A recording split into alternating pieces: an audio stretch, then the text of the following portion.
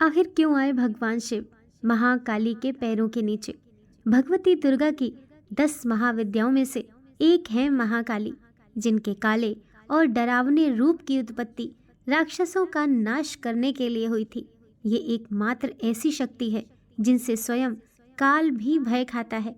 उनका क्रोध इतना विकराल रूप ले लेता है कि संपूर्ण संसार की शक्तियां मिलकर भी उनके गुस्से पर काबू नहीं पा सकती। उनके इस क्रोध को रोकने के लिए स्वयं उनके पति भगवान शंकर उनके चरणों में आकर लेट गए थे।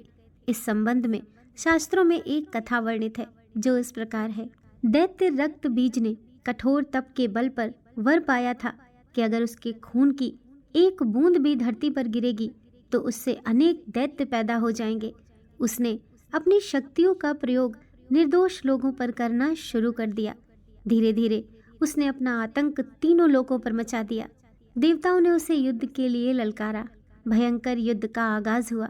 देवता अपनी पूरी शक्ति लगाकर रक्त बीज का नाश करने को तत्पर थे, मगर जैसे ही उसके शरीर की एक भी बूंद खून धरती पर गिरती, उस एक बूंद से अनेक रक्त बीज पैदा हो जाते। सभी देवता मिलकर महाकाली की शरण में गए। माँ काली असल में सुंदरी रूप भगवती दुर्गा का काला और डरावना रूप है, जिनकी उत्पत्ति राक्षसों को मारने के लिए ही हुई थी।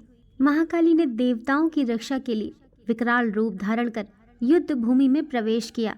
माँ काली की प्रतिमा देखें तो देखा जा सकता है कि ये विकराल माँ है, जिसके हाथ में खप्पर है, लहू टपकता है तो गले में खोपड़ियों की माला है, मगर माँ की आंखें और हृदय से अपने भक्तों के लिए प्रेम की गंगा बहती है। महाकाली ने राक्षसों का वध करना आरंभ किया, लेकिन रक्त बीज के खून की एक भी बूंद धरती पर गिरती तो उससे अनेक दानवों का जन्म हो जाता, जिससे युद्ध भूमि में दैत्यों की संख्या बढ़ने लगी। तब माँ ने अपनी जिह्वा का विस्तार किया। दानवों का एक बूंद खून धरती पर गिरने की बजाय उनकी जिह्वा पर गिरने लगा। वह लाशों का ढेर लगाती गई और उनका खून पीने लगी। इस तरह महाकाली ने रक्त बीज का वध किया।